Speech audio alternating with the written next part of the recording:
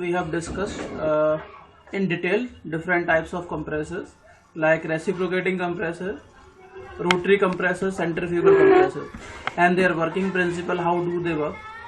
So these things we have discussed in the previous lecture. Also a basic about the compressor, why it is required and what are the various types of compressor. These things we have discussed. In this particular lecture, we will be generally discussing the maintenance, fault detection and troubleshooting of refrigerating compressor. So what does it mean? If I am going to discuss the things in detail. So first going to be about the maintenance. How do we maintain if some problem is taking in the compressor? How do we correcting that problem? Fault detection means if any problems has been identified, if any problems has been occurred in a compressor में मान लिया कुछ हो गया, ठीक है, तो उसको फॉल्ट, जो भी फॉल्ट हुआ है उसको डायग्नोज करना, पहले पता लगाना कि आपका फॉल्ट कहां पर है, किस टाइप का फॉल्ट है, और जैसे ही फॉल्ट आपको पता लगा लिया, then trouble shooting means to correct that fault the fault, जो भी फॉल्ट हुआ है उस फॉल्ट को करेक्ट करना, उस फॉल्ट को सही करना, ठीक है. तो these three things will be discussing किस तरीके से कंप्रेसर का मेंटेनेंस किया जाता है, और अगर कोई प्रॉब्लम हो रही है तो वो जो प्रॉब्लम हो रही है किस वजह से हो रही है और कहां प्रॉब्लम होगी और कैसे उसको रेक्टिफाई किया जाएगा, ये सारी चीजें हम लोग डिस्कस करेंगे, ठीक है. कुछ प्रॉब्लम्स आती हैं कंप्रेसर के अंदर, तो अगर वो प्रॉब्लम है तो उस प्रॉब्लम के लिए क्या पार्ट रिक्वायर्ड है, how do we start to just maintain the problem. So the some fault can be identified by visual inspection. तो अगर कोई फॉल्ट हुआ है कंप्रेसर के अंदर तो कुछ हम लोग जो चीजें हैं वो विजुअलाइज कर सकते हैं. जैसे मान लिया कभी कभी वायर ब्रेक हो गया है तो साइड में वायर अगर होगा तो वो दिख जाएगा हमें, कहीं वायर बर्न हुआ है वो सारी चीजें दिख जाएंगी. सम बाय द हियरिंग, तो कभी कभी अगर आपका कंप्रेसर चलते चलते आवाज कर रहा है तो वहां से हम लोग आइडेंटिफाई कर सकते हैं. कभी कभी हम लोग देख करके, तो ये कुछ क्या है, फॉल्ट को आइडेंटिफाई करने के मेथड्स हैं. तो there are different methods. First by visual inspection, जैसे मान लिया कि अगर कुछ हो गया, जैसे मान लिया कोई कूलर है आपका, तो कहीं ऊपर से कुछ तो नहीं हो गया है, या कभी कभी आप लोग घर में लाइट नहीं आ रही तो पहले आसपास चेक करते कि भाई कहीं वायरिंग खराब तो नहीं हो गई है ना. इसी तरीके से हम लोग फॉल्ट डिटेक्ट करते तो इंस्पेक्शन से हम करेंगे. अगर इंस्पेक्शन से काम नहीं चल रहा है तो हियरिंग का मतलब आप लोग कभी कभी देखते हैं ना कि पंखा चलते चलते आवाज कर रहा है, ऐसे ही कंप्रेसर चलते चलते आवाज करेगा तो हो सकता है बियरिंग वगैरह कट गई हो, ये सारी चीजें वहां पर हो सकती हैं हियरिंग की वजह से.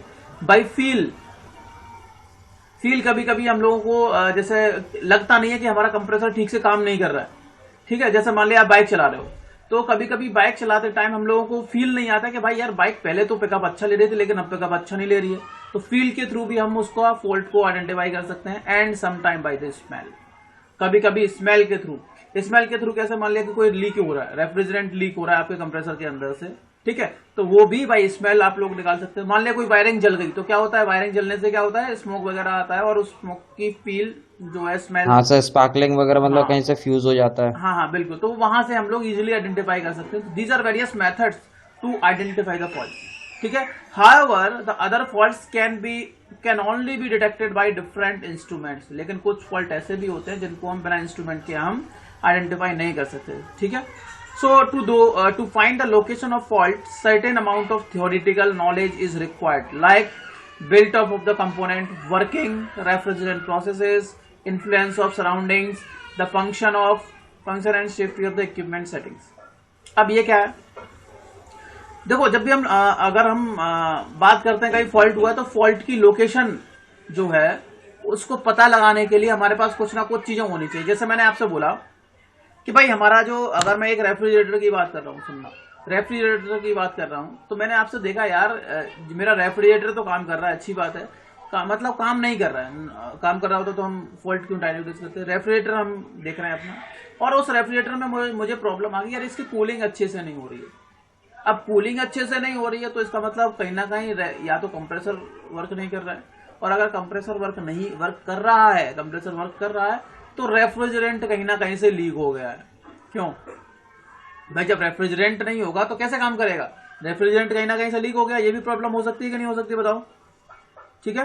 और जब रेफ्रिजरेंट लीक हो रहा है, हेलो आवाज आ रही है ना? जी सर आ हाँ, रही है। अगर रेफ्रिजरेंट लीक हो गया तो कहां से लीक हुआ है? क्या कंप्रेसर के पास से लीक हुआ है, क्या ऊपर कैपिलरी ट्यूब के पास से लीक हुआ है, कंडेंसर से लीक हो रहा है, कहां से लीक हो रहा है? तो उसकी लोकेशन भी बहुत इंपॉर्टेंट है। ठीक है, इसके लिए हमें किसकी जरूरत होगी? Theoretical knowledge. तब ऐसा नहीं कि आप लोग डायरेक्ट एक्सपेरिमेंट करने लगे ना, theoretical knowledge is also required.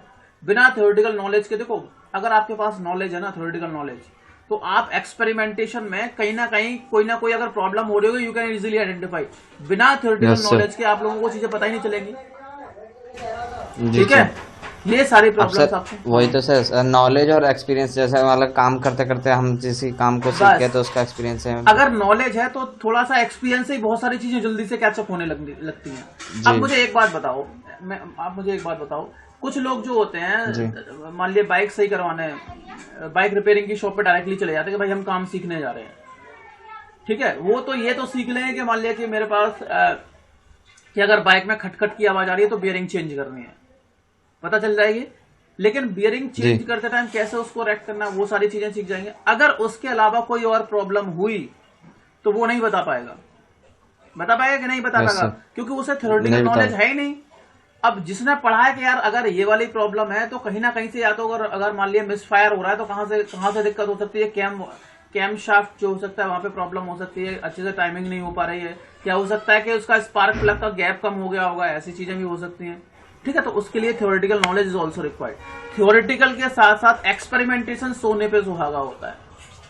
ठीक है, इसीलिए जी आप लोगों को थ्योरेटिकल भी पढ़ा है, थ्योरेटिकल के साथ साथ जो लैब्स होती हैं उसकी भी बहुत रिक्वायरमेंट होती है। विदाउट लैब आपका जो भी चीजें होती है वो, तो अभी ये जो वर्क चल रहा है ना, ये आपके डिप्लोमा वाला एकदम एग्जैक्ट चीजें हैं, इसमें आपको बहुत सारे इफेक्ट देखने को मिलेगा और ये आपको हर एक बुक में नहीं मिलेगा। मैं गारंटी दे सकता हूँ, आई कैन गारंटी कि ये चीजें आपको बुक में तो नहीं मिलेंगी, आप देख लेना कहीं ना कहीं। ठीक है, तो उसकी location, amount of theoretical knowledge is also required, like built up of the component. मतलब ये होगा कि आपका कंप्रेसर अगर है, कंप्रेसर की बात करते हैं तो कंप्रेसर में क्या क्या कंपोनेंट होते हैं, आपको कंपोनेंट्स के बारे में नहीं पता होगा तो कैसे कर पाओगे आप? क्यों भाई? जैसे अगर सेंट्रीफ्यूगल कंप्रेसर की बात करूंगा तो आपको पता होना चाहिए कि भाई अंदर वो होता है, ब्लेड होता है, वो होता है, इम्पेलर होता है, उसके बाद डिफ्यूजर होता है, उसके बाद वॉल्यूट केसिंग होती है। तो उसके कंपोनेंट के बारे में पता होना चाहिए, वर्किंग नॉलेज पता होनी चाहिए कि वो काम कैसे करता है, रेफ्रिजरेंट प्रोसेसेस पता होने चाहिए कि रेफ्रिजरेंट के हिसाब से किस तरीके से वर्किंग होती है, सराउंडिंग्स का क्या इफेक्ट होता है। जैसे मैंने आपसे बोला कि भाई आपका जो, मैंने आपको एक और बताया था कि आपके एसी फेल हो जाते हैं, है ना, जब गर्मी बहुत ज्यादा हो जाती है, जब गर्मी बहुत ज्यादा हो जाती है, समर ऑन पीक होता है, समर ऑन पीक होता है, तो उस टाइम पे बोलते हैं यार एसी फेल हो गए। अब एसी की कैपेसिटी ही नहीं हो पा रही है उतनी कि वो बाहर हीट को कैपेसिटर से रिलीज कर दे। तो atmospheric conditions play a vital role in the working और in the effectiveness of a particular component. अगर हम रेफ्रिजरेटर और एयर कंडीशनिंग की बात करेंगे तो भाई सर्दियों में बहुत अच्छे से काम करेंगे। अब बोलोगे सर आप ये बताओ कैसी कैसी बात कर रहे हो सर आप, सर्दियों में हम एसी, सर्दियों में थोड़ी ना चलाएंगे हम रेफ्रिजरेटर और एयर कंडीशनर, नहीं चलाएंगे। एसी तो चलाते हैं गर्म वाले, लेकिन रेफ्रिजरेटर नहीं चलाते। एक मिनट रुको, साइट कोई ज्वाइन किया है। ठीक है, चलिए। So influence of surroundings on the functioning and safety of the equipment is very important.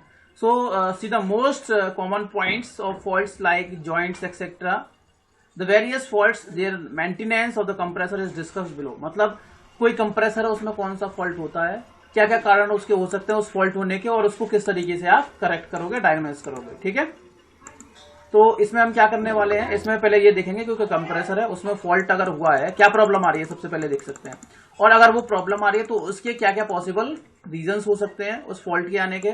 ठीक है, तो पहला हमारा फॉल्ट है, पहला सीरियल नंबर 1 सिम्टम हमें क्या देखने को मिला, कंप्रेसर साइकिलिंग। ठीक है, कट आउट वाया लो प्रेशर कंट्रोल। मतलब अगर आपका लो प्रेशर हो रहा है, कंप्रेसर साइकिलिंग कर रहा है, साइकिलिंग का मतलब हो गया कि लो प्रेशर पे कट हो रहा है।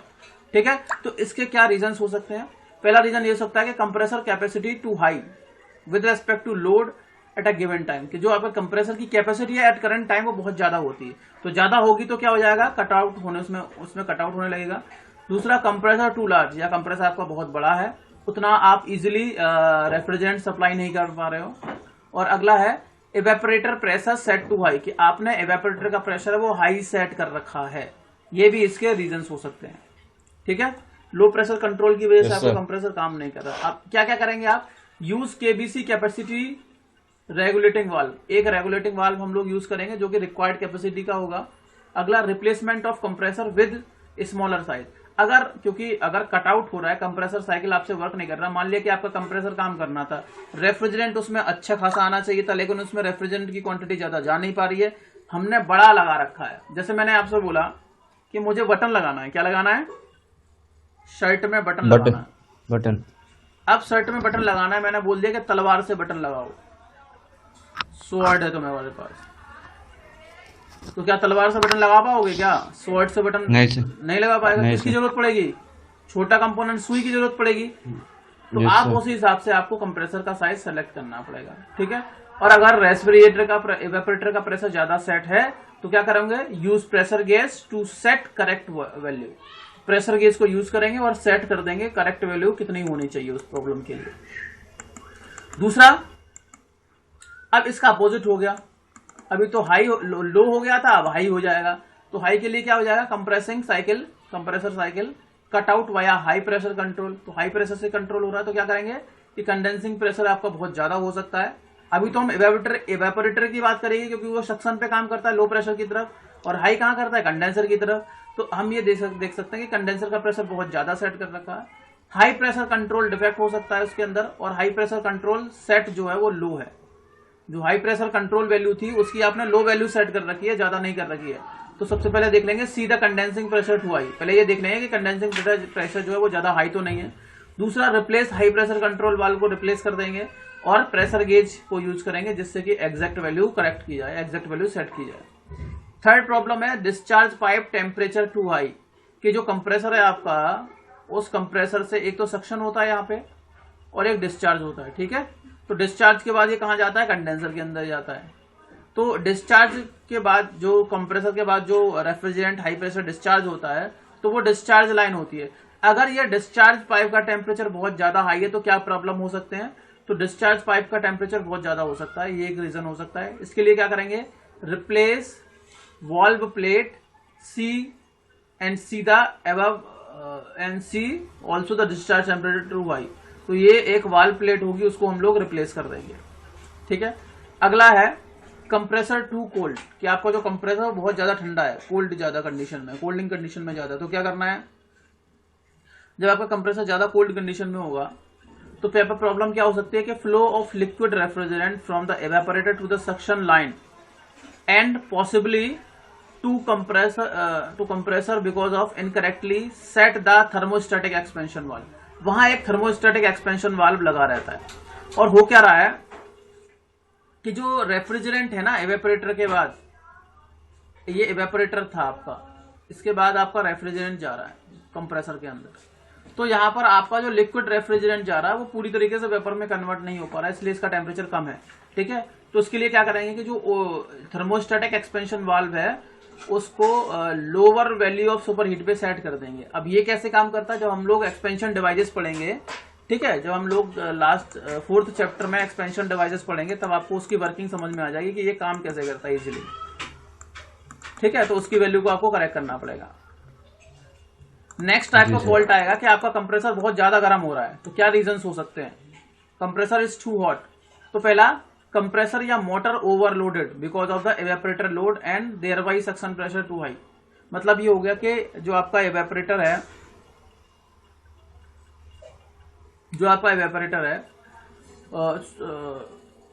वहां पे एवेपोरेटर लोड जो है वो बहुत ज्यादा है, और जो एवेपोरेटर के बाद जो वेपर्स जा रही हैं उनका प्रेशर थोड़ा सा इंक्रीज हो गया है।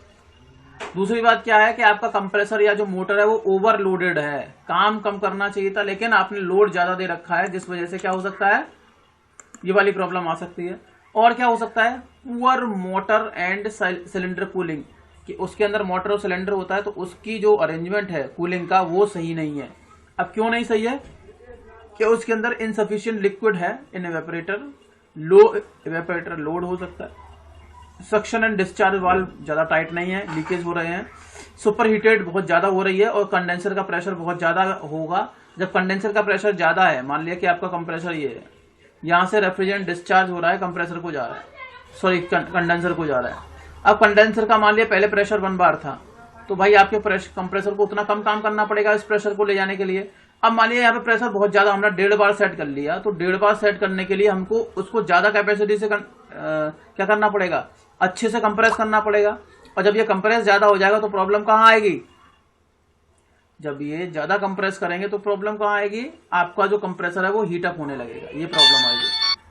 ठीक है, अब क्या करेंगे, अगर ये प्रॉब्लम हो रही है तो ओवरलोडिंग की, तो क्या करेंगे, जो इवेपोरेटर लोड है उसको क्या कर देंगे, कम कर देंगे। ठीक है, और replace the compressor with larger size, या तो आपको कंप्रेसर बड़ा रखना पड़ेगा या जो इवेपोरेटर पे लोड है उसको कम कर देंगे।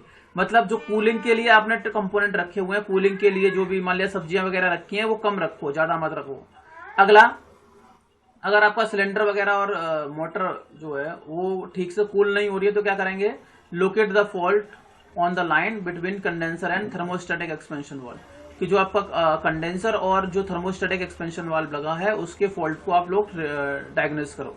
ठीक है, आइडेंटिफाई करो। और अगर सक्शन और डिस्चार्ज वाल्व टाइट नहीं है तो उनको वाल्व प्लेट को रिप्लेस कर देंगे। और अगर आपका कंडेंसर प्रेशर टू हाई है तो उस हिसाब से आप लोग स्मॉलर हीट एक्सचेंजर को क्या करेंगे,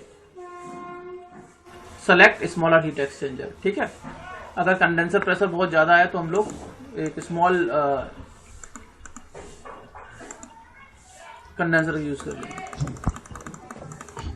अगला है नॉकिंग साउंड। अगर नॉकिंग का साउंड आ रहा है कंप्रेसर के अंदर तो कांस्टेंट भी हो सकता है और केवल स्टार्ट के टाइम आएगा, या तो हो सकता है कि पूरे जब आपका कंप्रेसर चल रही तो लगातार वो कांस्टेंटली आ रहा होगा नॉकिंग का साउंड, उसके अंदर से आवाज आए, या केवल स्टार्ट के टाइम पर ही प्रॉब्लम हो ये वाली, कि आपने कंप्रेसर चलाया तब थोड़ी देर के लिए नॉकिंग का साउंड आ रहा है। तो क्या प्रॉब्लम हो सकती है, पहला कि लिक्विड हैमर हो सकता है सिलेंडर के अंदर। लिक्विड हैमर का मतलब ये हो गया कि इवेपोरेटर के बाद, ये आपका इवेपोरेटर है, इसके बाद हमें मिलनी क्या चाहिए, वेपर्स मिलनी चाहिए। क्या मिलनी चाहिए, वेपर्स मिलनी चाहिए, लेकिन उतना लोड ये नहीं, मान लिया हमने सब्जी वगैरह या फ्रूट्स वगैरह कम रखे हैं, जिससे क्या हो रहा है कि पूरा पूरा रेफ्रिजरेंट वेपर में कन्वर्ट नहीं हो पा रहा और इसके अंदर कुछ ना कुछ वो लिक्विड रेफ्रिजरेंट बच रहा है। तो उस लिक्विड रेफ्रिजरेंट की वजह से वो सडनली कंप्रेसर पे स्ट्राइक करता है। जब वो कंप्रेस करेगा तो आप लिक्विड को अगर कंप्रेस करने की कोशिश करोगे तो प्रॉब्लम तो होगी ना। जी सर। ठीक है, तो वो प्रॉब्लम हो रही है, इस वजह से वहां पे चांसेस ये वाले आ रहे हैं। This is the problem. ठीक है, चलिए यस सर। अगला है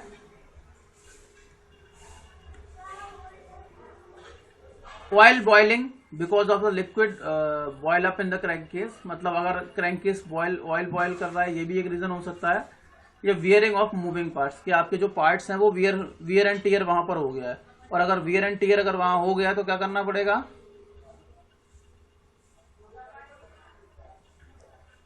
जी सर। अगर वियर एंड टियर हो गया है तो पार्ट्स को रिप्लेस करना पड़ेगा। तो वही है, तो पहली बात, अगर ये प्रॉब्लम आ रही है ये वाली लिक्विड हैमरिंग की, तो थर्मोस्टेटिक एक्सपेंशन वाल्व को लोअर सुपर हीट पे आपको सेट करना पड़ेगा बाय एमएसएस मेथड। दूसरा, इंस्टॉल हीटिंग एलिमेंट इन और ड्यूरिंग अंडर कंप्रेसर, तो हीटिंग एलिमेंट को आपको लगाना पड़ेगा। और अगला है रिपेयर और replace the compressor.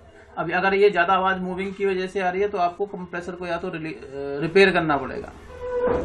These are the problem, these are the parameters, how do we set और how do we correct the working of the compressor. ठीक है, अगला है 7th पॉइंट है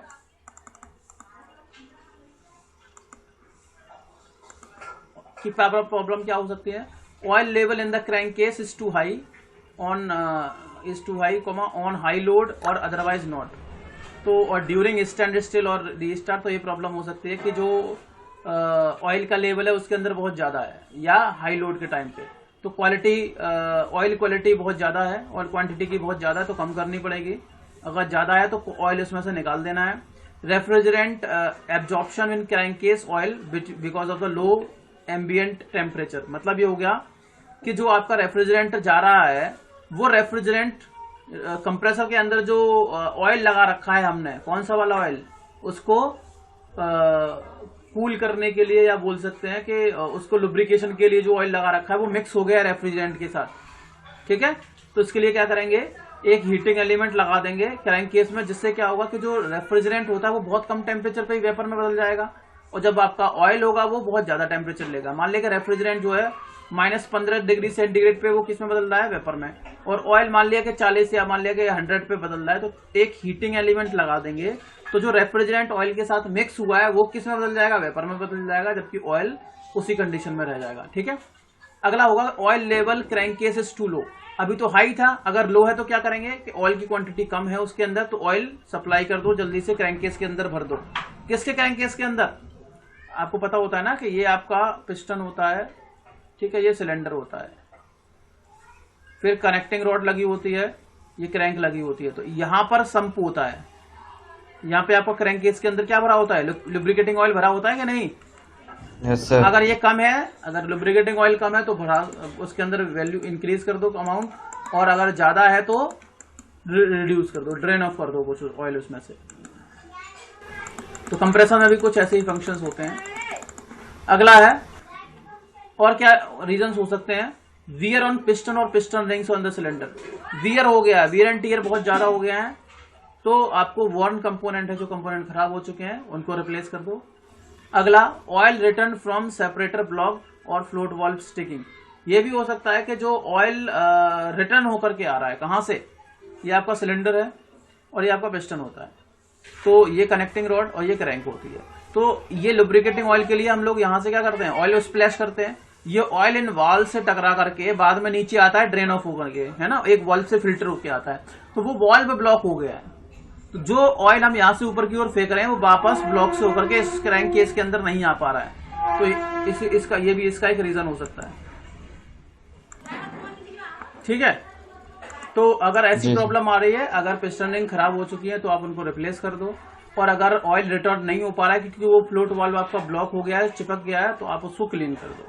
अगला प्रॉब्लम हो सकता है कि ऑयल बॉयल्स ड्यूरिंग स्टार्ट, कि आपका जो ऑयल है वो बॉयल करने लग गया है, तो उस टाइम पे क्या करेंगे, high refrigerant absorption in the crank case oil because of low ambient temperature, तो एक हीटिंग एलिमेंट लगा देंगे, तो इससे ये सारी चीजें करेक्ट हो जाएंगी। एक बार देख लेना, फिट नॉन रिटर्न वाल्व आप फिट कर देंगे, तो ये भी एक प्रॉब्लम्स है, हालांकि और मेंटेनेंस बहुत ज्यादा चीजें भी हैं।